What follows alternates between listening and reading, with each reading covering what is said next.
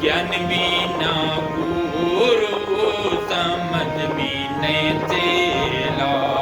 ज्ञान बिना गुरु समझ बिना चेला।